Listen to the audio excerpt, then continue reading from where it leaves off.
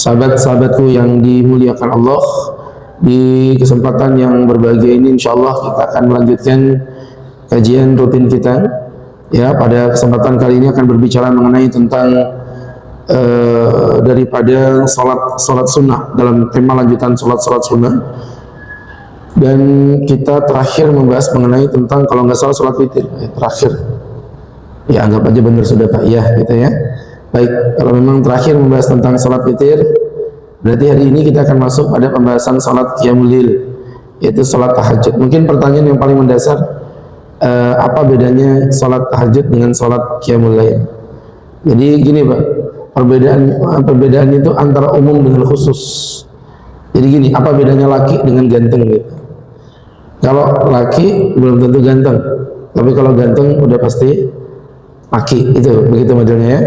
Nah, sama seperti tadi, apa bedanya qiyamul lail dengan tahajud? Kalau tahajud itu sudah pasti qiyamul lail, tapi kalau qiyamul lail itu belum tentu tahajud, begitu. Jadi qiyamul lail itu definisinya umum, setiap salat sunnah yang dilakukan setelah salat isya.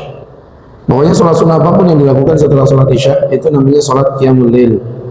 Nah, nanti salat qiyamul lail itu namanya apa? Bergantung pada keunikan masing-masing. Ada yang qiyamul lail dilakukan dengan bilangan yang ganjil, itu namanya witir, itu kan. Qiyamul lail dilakukan dalam rangka memohon ampun kepada Allah, itu namanya salat taubat, ya. Qiyamul lail dilakukan dalam kondisi kebimbangan, itu namanya istighfar. Qiyamul lail dilakukan dalam kondisi merayakan atau meramaikan malam-malam Ramadan, itu namanya tarawih, begitu. Jadi dia punya keunikan. Nah, salah satunya adalah qiyamul lail yang dilakukan dalam kondisi kita bangun tidur. Itu yang disebut dengan tahajud. Nah, tahajud itu diambil dari bahasa Arab tahajjada, ya tahajjadu, yang artinya qama minan naum, bangun dari tidur. Ya, bangun dari tidur. Makanya indal jumhur, pendapat mayoritas ulama, salatut tatawwu fil lail ba'da naum, salat tahajud adalah salat malam, salat sunnah yang dilakukan di malam hari ba'da naum, setelah bangun tidur. Ada kata-kata setelah bangun tidur. Pak Ustaz, saya belum tidur nih, apa boleh melakukan sholat? Ya silakan, nanti jatuhnya sholat qiyamul lail. Nah, nanti dari sisi keutamaan jelas tahajud lebih tinggi dikarenakan beban beratnya Pak. Al-ajr biqadril masyaqqah, bahwa pahala itu bergantung pada beban berat yang dia rasakan. Begitu teman-teman, untuk membeda antara qiyamul lail dengan tahajud. Kemudian berkaitan dengan keutamaan. Yang pertama, kalau kita belajar, ini saya ambil poin-poin aja ya, karena cukup banyak banget keutamaannya. Saya ambil spill satu hadis, satu Quran misalnya, atau dua ayat Al-Quran. Allah berfirman kepada Nabi Muhammad SAW dalam surat Al-Isra ayat 79. Apa kata Allah? A'udzu billahi minasy syaithanir rajim. Wa minal laili fatahajjad bihi nafilatan lak. Dan di malam hari maka bertahajudlah engkau Muhammad, nafilatan laka, sebagai jalan hidup bagi. Asa ayyab'atsaka rabbuka maqaman mahmuda. Maka dengan yang sedemikian semoga Tuhanmu mengutus engkau dalam derajat orang-orang yang terpuji. Saya tuh sempat berpikir gitu, apa sih sebenarnya amalan Nabi sehingga membuat Nabi itu menjadi sesuatu dalam waktu yang sangat singkat. Dia menjadi sesosok makhluk yang paling berpengaruh di muka bumi. Dan pengakuan itu bukan datang dari Agus Khairul Huda. Kalau saya ngakuin wajar, saya umat beliau. Tapi yang ngakuin ini orang non. Michael Hurt dalam kitabnya 100 tokoh paling berpengaruh sepanjang masa. Hebat dan dahsyatnya dia meletakkan nama Nabi Muhammad nomor 1. Bahkan Isa Al-Masih dalam sudut pandang dia, Yesus Kristus diletakkan di nomor 3. Ini keren gitu. Artinya yang ngarang bukan orang Islam ya. Yang ngarang bukan orang Islam. Jadi Masya Allah, teman-teman yang berbahagia, di situ Nabi Muhammad bisa memberikan pengaruh yang luar biasa. Yang lebih dahsyat lagi, kalau saya mau menelaah itu, Nabi Muhammad itu ternyata dakwanya singkat sekali Pak ya. Nabi diangkat jadi Nabi yang berapa Pak? 40. Terus Nabi meninggal umur berapa Pak? 63. Berarti Nabi dakwanya berapa lama Pak? 23. 63 kurang 40. 23 tahun itu Pak, Bapak tahu, adalah waktu yang sangat singkat untuk merubah pola pikir dan mindset kehidupan satu golongan manusia itu. Apalagi orang Arab, kita tahu karakternya keras. 23 tahun, hari ini pengikut Nabi itu ada 2 miliar yang hidup hari ini aja. Saya nggak ngomong yang kemarin-kemarin. Kalau di total-totalnya nggak tahu udah berapa banyak ratusan miliar umat Nabi. Hari ini aja tuh yang hidup itu ada 2 miliar manusia. Itu fakta. Ya, teman-teman yang dirahmati Allah Subhanahu wa taala. Wah, ada apa? Dan 2 miliar itu bukan cuma pengikut biasa loh, pengikut militan yang siap mati untuk membela nama Nabi Muhammad. Kau hina diriku, aku akan sabar. Kau hina orang tuaku, aku akan berusaha sabar. Tapi kalau kau hina Nabiku, ya kan, ikan bawal, ikan teri, ente jual, aku beli, begitu. Ubur-ubur ikan lele, ngantuk aja leh, ya. Jadi teman-teman yang berbahagia, ya jangan ngomong dah, nyambung dari tadi ya. Jadi teman-teman yang dimuliakan Allah, ayo kita belajar.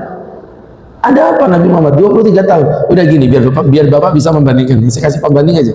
Saya berdakwah dari tahun 2005. Pulang Yaman tuh saya 2005. Nah itu saya dakwah itu 2005 tuh. Sekarang udah berapa ya? 2025. Berarti Ustaz udah berdakwah berapa lama? 20 tahun. Berarti kan udah mirip kayak Nabi tuh. Nabi 23, saya 20. Nabi pengikutnya 2 miliar, siap mati. Pengikutnya Ustaz. Kayak gini. Ngantuk aja nggak karuan. Ya kan? Artinya Bapak udah bisa tahu pembandingnya. Loh ini loh, Agus Khilhuda dakwah udah hampir 20 tahun. Ya kayak gini-gini aja, nggak keren-keren amat. Gitu. Sedangkan baginda Nabi Allah ya, hanya dalam waktu dan tempo yang sesingkat-singkatnya bisa merubah dunia. Merubah dunia. Anda like or dislike itu up to you lah, terserah Anda lah. Faktanya Nabi Muhammad SAW beliau menjadi sesuatu. Ya, menjadi sesuatu. Itu OKI itu Bapak pernah ngebayangin organisasi negara-negara muslim, begitu banyaknya negara yang semuanya terpengaruh dengan dakwah Rasulullah. Apa hebatnya Nabi ini? Saya berpikir Pak, apa ini Nabi ini? Amalan ini apa? Ternyata ini tadi dalam surat Al-Isra 79 tadi menjelaskan asa ayyab'atsaka rabbuka maqaman mahmuda, dengan itulah Tuhanmu akan mengutusmu dalam derajat terpuji. Oh ternyata ini. Maka Bapak kalau mau menjadi sesuatu dalam kehidupan ini Pak, jangan tinggalkan tahajud. Jangan tinggalkan tahajud. Ya kalau bahasa saya itu mohon maaf, pelet syariah lah begitu. Ya. Dengan tahajud itu Bapak mau jadi apa aja? Jadi guru yang sukses. Gitu. Jadi karyawan yang unggul. Ya. Jadi apalagi ini seorang pedagang yang unik begitu ya. Yang kekayaannya itu unik. Ya itu mohon maaf ya teman-teman yang berbahagia yang dimuliakan Allah Subhanahu wa taala. Ternyata tahajud kuncinya Nabi itu. Barakallahu fi Ustaz. Masya Allah. Ternyata tahajud teman-teman kata kuncinya itu. Ya, tahajjud bihi nafilatan lak. Dan dasar inilah yang akhirnya membuat para ahli tafsir mengatakan bahwa tahajud itu hukumnya wajib. Tahajud itu hukumnya wajib bagi Nabi, sunnah bagi kita. Ya, sunnah bagi kita. Nah, jadi kalau ngomong kekhususan Nabi, Bapak jangan cuma lihat dari sisi enaknya. Nabi istrinya banyak betul. Lebih dari 4. Oh iya, itu kekhususan buat Nabi. Nyamannya enak betul Nabi itu. Giliran kayak gitu aja Anda ngiri. Sekarang Nabi diwajibkan tahajud, Nabi diwajibkan witir, Nabi diwajibkan salat duha, Nabi diwajibkan kurban, Nabi diwajibkan untuk berperang. Ada yang ngiri ya Pak? Tidak ada kan? Jadi Masya Allah itu khususiat Nabi Muhammad SAW.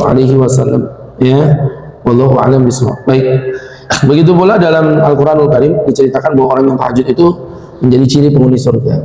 Dalam surat Al-Dariyat ayat 15 hingga 18. Innal muttaqina fi jannati wa 'uyun. Sesungguhnya orang-orang yang bertakwa berada di surga dengan mata air yang indah. Akhidina ma atahum, mereka akan mengambil janji-janji Rabbuhum, Tuhan mereka.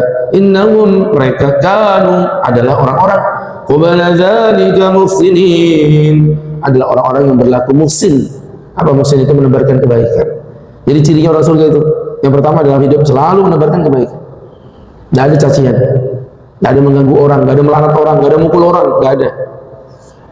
Kanu qalilan minal laili ma yahja'un, mereka di malam hari adalah orang-orang yang bertahajud. Wa bil ashari hum yastaghfirun, dan di waktu sahur mereka beristighfar. Sahur itu apa? Sepertiga malam yang terakhir. Iya, ini tahajud ini, begitu ya. Ini hadis dari hadis banyak, maaf dari Quran, maaf saya ulangi. Ini Quran surat Ad-Dariyat ayat 15-18. Kemudian dari hadis juga begitu Pak, banyak sekali. Salah satunya saya bacakannya ketika Nabi ditanya ayu salatin afdal ya Rasulullah ba'dal maktubah. Salat apa yang paling afdal setelah salat fardu ya Nabi? Nabi mengatakan salat yang paling afdal setelah salat fardu salatun inda jawfil lail, yaitu salat di pertengahan malam. Salat di pertengahan malam di salat yang paling afdal. Dari Abdullah bin Salam diceritakan Nabi sallallahu alaihi wasallam, ini hadis riwayat Tirmidzi, Ibnu Majah, Imam Ahmad. Nabi mengatakan, ya ayyuhan nas, manusia, afsus salam, tebarkan salamnya. Pertama, tebarkan salam. Wa at'imut ta'am, sedekah makanan. Wasilul arham, sambung tali persaudaraan. Wa sallu bil laili wan nasu niyam, dan salatlah di malam hari sedangkan manusia sedang ketiduran. Tahajud. Kenapa ya Rasul? Tadkhulul jannata bisalam, maka engkau akan masuk surga dengan penuh kedamaian.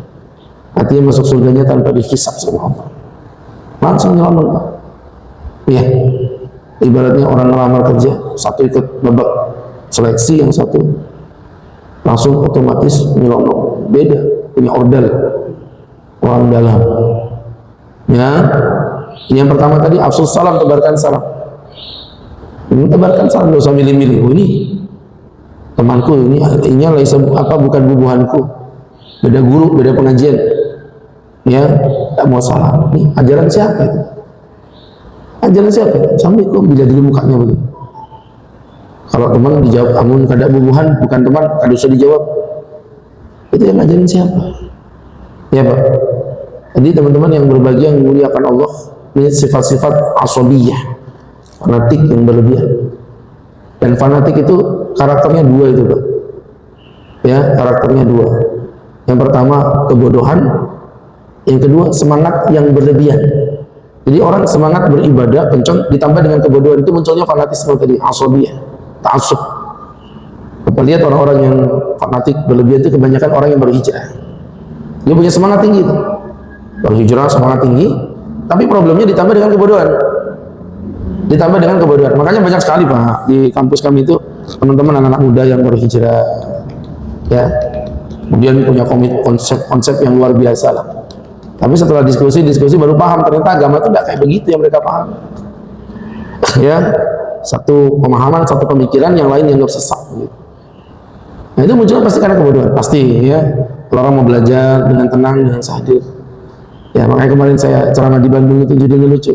Ustaz, temanya fikih itu luas, yang sempit itu hatimu, begitu. Ya, teman-teman yang dimuliakan Allah Subhanahu Wa Taala, yang pertama Pak, kalau ketemu dengan orang Islam tuh pastikan dia muslim dulu, sampai datang bukti yang menunjukkan kekafirannya. Jangan Bapak balik setiap ketemu muslim dia kafir dulu sampai dia membuktikan keislamannya. Jadi muslim, dia saudara kita. Makanya dalam masalah fikih itu, andai kata Bapak lagi keluar rumah, depan pintu Bapak ada mayat meninggal dan tidak jelas identitasnya, ini kan pilihannya dua. Satu, Bapak sholatin, ternyata dia kafir, itu salah, itu dosa, tak boleh kita nyolatin orang kafir. Tapi satu sisi lagi dia muslim, kita nggak sholatin, kita juga dosa. Bapak tahu apa kata ulama? Sholatin dia. Sholatin dia, karena menyolati orang yang ternyata kafir, jadi orang yang kita anggap muslim padahal dia kafir, itu lebih bagus dibandingkan Anda tidak menyolati orang yang Anda pikir kafir ternyata dia muslim. Yang dilihat dohirnya aja. Terus sampai yang waktu kejadian perang tuh sahabat dalam hadis itu Pak, lagi perang, sahabat ini akhirnya orang kafir ini terjatuh, pedang diletakkan depan pedang begini. Ini perang loh ya, jangan dibilang sadis, perang. Terus laki-laki ini bilang asyhadu an la ilaha illallah wa asyhadu anna Muhammadan abduhu wa rasul. Ya Bapak pasti paham dong, itu kira-kira syahadat betulan apa syahadat bohong-bohongan itu Pak? Baik, kita cukup sekian dulu ya, mudah-mudahan bermanfaat. Ya gini, kalau ceramah dari konsumsinya itu gini, jemaahnya tidak ikhlas ya. Saya ulangi lagi Pak. Ini pertanyaan Bapak, begitu. Jangan begitu. Saya ulangi lagi, dengan kondisi yang kayak tadi tuh. Dia perang, lagi perang, ping, kalah. Padahal diletakkan di sini. Artinya mau dibunuh kan, tinggal matinya aja. Perang loh ya, saya ulangi perang ya, bukan lagi petak umpet ini, bukan. Terus dia tiba-tiba jatuh, terus dia berkata asyhadu an la ilaha illallah. Saya mau tanya, itu syahadat betulan apa bohong-bohongan? Ya bohong-bohongan lah. Kalau syahadat beneran kenapa nggak dari awal aja? Giliran kalah dia syahadat. Sahabat ini Pak, saya lupa namanya, beliau langsung ambil pedang, dibunuh laki-laki ini. Kabar ini sampai ke telinga Rasulullah. Akhirnya Rasul marah, dipanggil. Kenapa kau bunuh dia sedangkan dia udah bersyahadat? Ya Rasulullah, sahadatnya bohong. Itu cuma dia pengen melindungi dirinya aja ya Rasul. Anda tahu jawaban Nabi apa? Kata Nabi, apa perlu aku robek jantungnya dan kupertontonkan di depan matamu apakah sahadatnya betulan atau tidak? Ada Nabi murka, nggak boleh gitu. Kita tuh ngelihat Islam orang tuh dari dohir aja, Pak. Udah Islam begitu aja. Sampai datang bukti yang menunjukkan kekafirannya. Jangan bawa balik. Kalau bawa balik nanti lucu. Setiap muslim kafir nih, sampai ada bukti keislamannya. Kamu ikut kajianku dulu, kamu ikut guruku dulu, baru kamu Islam. Ini model dari mana? Model kayak begitu. Ya, nggak boleh Pak. Ya. Jadi teman-teman yang berbahagia, makanya pahami dulu masalah usul dengan masalah furu. Masalah usul tuh masalahnya kita nggak boleh berbeda pendapat, tapi ada masalah furu. Furu itu masalah cabang. Itu memang letaknya perbedaan karena adanya kemungkinan sudut pandang dalam memahami dalil. Entah dari sisi riwayatnya kuat atau tidak itu diperdebatkan, atau dari sisi isinya, matannya. Kadang-kadang dalilnya sudah sahih tapi sudut pandang dalam memahami dalilnya itu berbeda. Dan itu gak usah kaget, biasa aja. Ya seperti itu udah ada sejak zaman Nabi Muhammad Sallallahu Alaihi Wasallam. Ya, jadi kalau masalah usul, Allah satu, ada yang nambahin Allah dua, nggak bisa. Hargai perbedaan Pak Ustaz. Nah, ada perbedaan begitu. Itu bukan perbedaan, itu kebodohan namanya. Karena usul kul huwallahu ahad dari sisi riwayatnya dari Quran. Siapa mau mengingkari Quran itu mutawatir. Dari sisi pemahamannya Allah satu, ya satu itu nggak mungkin dua, satu itu nggak mungkin tiga. Tapi saudara kita ini walaupun menyembah Tuhan selain Allah, dia juga menyembah Allah. Apa urusan? Kafir Pak Ustaz, kafir. Laqad kafara alladziina qalu innallaha tsalitsu tsalatsa. Telah kafirlah orang-orang yang berkata Tuhan itu adalah satu dari tiga. Ya tidak clear itu. Jadi kayak begini nggak bisa kita menghargai perbedaannya loh ya, pendapatnya loh. Kalau secara kemanusiaan kita menghargai, toleransi nggak ada masalah. Ya. Tapi kalau tentang Allah ada di mana? Anda bahas sampai pontang-panting nggak karuan. Ya sesama ulama Ahlus Sunnah kan memang berbeda pendapat. Ada kelompok Atsariyah yang tidak mau mentakwil, menolak takwil. Ada kelompok Asy'ariyah, Maturidiyah yang memang menerima takwil, sehingga muncul perbedaan. Ya, kelompok Atsariyah tidak mau ditakwil, kata mereka tidak ada takwil. Pahami Al-Qur'an sesuai dengan lafadznya. Ar-Rahmanu 'ala arsy istawa. Bahwa Rahman itu Allah berada di arsy-Nya, istawa dalam kondisi terduduk seperti layaknya duduk seorang raja. Karena Quran ini mengatakan begitu, dimakan mentah-mentah seperti itu, pokoknya begitu. Tapi kelompok Asy'ariyah mengatakan tidak, ayat ini harus ditakwil. Dan takwil itu bukan taktil.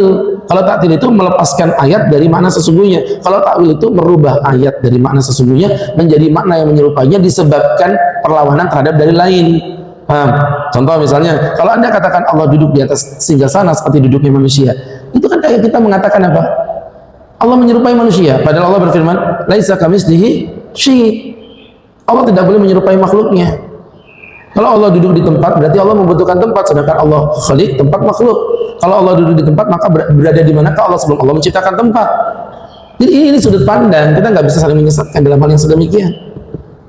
Nggak boleh Pak kita mengatakan sesat pada orang yang berbeda dalam hal yang bersifat furu'iyah. Kewajiban sholat subuh itu usul. Tapi subuhnya pakai kunut atau nggak pakai kunut itu furu, gitu loh. Orang Islam kalau nggak paham kayak gini kan, akhirnya lucu, ngegas dalam masalah furu'iyah. Ya, santai dalam masalah usuliyah. Ngegas tuh pembahasan kunut subuh, tarawih 2, 3, 11, Jumatan azan 1 apa azan 2 kali. Sedangkan yang usul dilupakan. Umat tidak ada yang sholat subuh, santai. Cadar dengan jilbab dibahas, tapi banyak yang membuka aurat, santai. Iya Pak. Mohon maaf, gara-gara jadinya bergerak-gerak gini aja ada kelahi. Nih jadinya begini. Anda bilang ini perbedaan yang dahsyat. Padahal gerak cuma satu jari. Anda lupa yang 4 sama dia. Kecuali kalau begini, nah, at-tahiyatul mubarakatuh. Ini baru masalahnya. Paham nggak? Jadi kalau ingin umat Islam bersatu, harus paham dulu mana konteks furu', mana konteks usul. Kewajiban menolong saudara kita di Palestina itu tuh usul. Dalam kondisi kayak begini, Bapak masih sempat bahas, itu jangan-jangan ya Palestina itu Syiah gundul mus itu. Jangan-jangan ya Palestina itu begitu karena diazab oleh Allah, karena mereka tuh jauh dari Allah.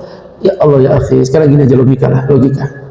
Orang tua antum sakit nih, kondisi genting di ICU. Terus saya sebagai ustaz datang, ini bapakmu tuh banyak dosa, kayaknya dulu suka begini-begini. Bapak pasti kan marah. Gitu loh Pak, ini kondisi segenting ini loh. Saudara kita di Gaza ya hantam kayak begitu tuh, masih sempat ngebahas tentang dosa. Masih sempat ngebahas tentang jangan-jangan Syiah, jangan-jangan ini apa tentara Hamas ini buatan Israel sendiri. Ya Allah, sempatnya bisa mengatakan Hamas tentara Israel, buatan Israel. Buktinya dikit kok dihancurin nggak habis-habis. Lah. Ya, jadi teman-teman yang berbahagia, naudzubillah, cuma naudzubillah min dzalik. Coba yang pertama afsus salam, tebarkan salam. Wa taimu ta'am, sedekah makanan. Ya udah, sedekah makanan. Ya Pak, punya makanan Bapak, boleh lah Pak sesekali datang ke panti asuhan. Bapak kan sering datang ke panti bawa makanan. Sorry saya ulangi, bawa uang. Analoginya dengan dikasih uang, mereka makannya jadi enak gitu. Ternyata nggak seenak yang Bapak bayangkan. Mereka makannya tetap nasi putih, tempe, tahu. Tuh, berarti uangnya kemana Pak Ustadz? Uangnya tetap ada, tenang, nggak dialihfungsikan. Cuma yang jadi problem, pondok kan butuh dana banyak itu, anti asuhan itu. Jadi kadang-kadang bukan dapat uang kayak Ramadan, dapat uang banyak, mereka lantas berfoya-foya, kan enggak. Dan orang Islam itu sedekahnya cuma di bulan Ramadan ke anak yatim. Dibikin anak yatim itu makannya cuma di bulan Ramadan. Ya Pak. Nah di bulan Ramadan kan gila-gilaan semua, buka puasa bersama anak yatim, buka puasa bersama anak yatim, semuanya itu Pak. Semua buka puasa bersama anak yatim. Tak pernah ada buka puasa bersama ustadz, tidak ada. Bersama anak yatim. Lebih viral dia daripada ustadz ya. Tapi Ramadan doang, Syawal nggak ada lagi. Bapak pernah manggil anak yatim di Syawal, kayak seakan-akan anak yatim itu makannya cuma di bulan Ramadan. Ya itu namanya mengeksploitasi anak yatim. Nah, itu teman-teman, datang ke panti asuhan sesekali bawa makan. Atau kalau Bapak lagi gabut, nggak usah pakai nunggu acara Pak. Bapak ngundang anak yatim itu nunggu acara, nggak usah. Saya kadang-kadang kalau gabut-gabut sama istri ini, makan di Arizona, ajakin anak-anak, telepon sama ibu yatimnya itu kan ada, Bu, anak-anak nganggur gak Bu? Nganggur Pak Ustaz. Kalau dibawa ke Arizona sini nggak apa-apa ya, ada acara apa? Tidak ada, makan aja. Ya makan aja, makan bareng gitu. Dan Masya Allah ya mereka seneng banget gitu. Jadi bukan acara seremonial, nggak ada acara apa. Ya makan doang begitu. Kalau mau datang kan enak Pak acara. Ya paling ya Bapak habis juta-juta setengah, ya kan nyenengin anak yatim itu Masya Allah. Bapak makan, saya jujur Pak, makan di hotel tuh sering diundang ceramah itu loh. Ngapain kayamu? Diundang ceramah buka puasa bersama kan di hotel Ustaz. Saya acara-acara di hotel-hotel tuh, acara pejabat-pejabat, Polda, Kaltim, acara pejabat mana Pemprov lah macam-macam. Saya tuh melihat makanannya enak-enak, tapi orang makan tuh kayak orang nggak serius itu. Iya Mas, bahkan makanannya nggak dilihat gitu. Saya Bapak undang anak yatim, mereka makan Masya Allah. Serius tuh, ayamnya dipisahkan kulit dengan dagingnya, disiwir-siwir satu-satu begitu Pak, Masya Allah. Ya, ngeri Pak. Itu yang lebih enak dibandingkan melihat orang makan tapi nggak serius tadi itu. Ya, jadi bawa anak-anak makanan tuh. Wasilul arham, sambung tali persaudaraan. Jangan suka putus tali persaudaraan. Ya, silaturahim. Wasallu bil laili wan nasu niyam. Ini kita bahas tadi. Salat tahajud di malam hari ketika orang sedang ketiduran. Tadkhulul jannata bisalam. Maka dengan sedemikian engkau akan masuk surga dengan penuh kedamaian. Baik, bagaimana untuk waktu sholat witir Pak Ustadz? Dibagi menjadi dua. Ada waktu jawas, ada waktu fadilah. Kalau waktu jawas, waktu boleh, itu bebas. Yang penting habis selesai sholat isya sampai sholat subuh, itu diperbolehkan. Mana dalilnya Pak Ustadz? Hadis Anas bin Malik, Sahih Bukhari Muslim. Makuna nasya'an nara Rasulullah sallallahu alaihi wasallam musalliyan ila ra'ina. Tidaklah kami ingin melihat Nabi salat kecuali kami melihatnya. Wa ma nasya'an narahu na'iman, dan tidaklah kami ingin melihat Nabi dalam kondisi tidur ila ra'ina kecuali kami juga melihatnya. Jadi kami tidaklah kami ingin melihat Rasulullah salat, kami melihatnya. Tidaklah kami melihat Nabi tidur, nah kami melihatnya. Apa maksudnya di sini? Al-Hafidz Ibn Hajar dalam kitab Fathul Bari Syarah Bukhari, beliau mengatakan inna salatahu wa naumahu, maksudnya salat dan tidurnya kana yakhtalifu bi ikhtilaf ahwal, berubah-berubah tiap malam. Walam yurat laporan muayyana, dan Nabi tidak melakukan itu secara konsisten di satu waktu. Bal bihasbi ma tayassara lahul qiyam, tapi semampu dan sebisa yang dilakukan Rasulullah sallallahu alaihi wasallam. Tahajudnya konsisten, tapi waktunya kadang di awal, kadang di tengah, kadang di belakang. Itu namanya waktu jawas. Adapun waktu fadilah, itu Nabi melakukannya di sepertiga malam yang terakhir. Sepertiga malam terakhir.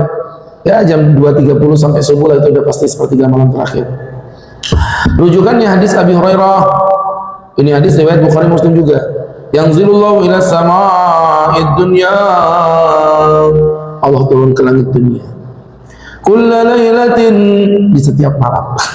Hina yabqa thuluthul lail, ketika tersisa di sepertiga malam yang terakhir. Jadi Allah turun ke tempat kita. Fayaqul, Allah pun berkata, Anal Malik, aku raja, aku raja.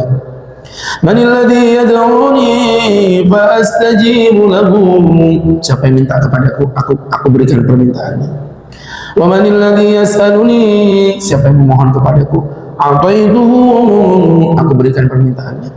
Wa manil ladzi yastaghfiruni, siapa yang mohon ampun kepadaku, fa'aghfiru lahu, aku ampuni dosa-dosanya. Ya Allah, hatta yanfajirul fajr, sampai datang waktu fajar. Ini waktu yang dianjurkan, ya. Nanti bagaimana adab-adab etika supaya tahajud menjadi lebih ringan, karena setiap orang pasti pengen tahajud, tapi kan nggak mudah ini Pak, susah. Nah ternyata ada kiat dari Nabi. Apa kiatnya? Itulah akan kita pelajari nanti di kajian berikutnya.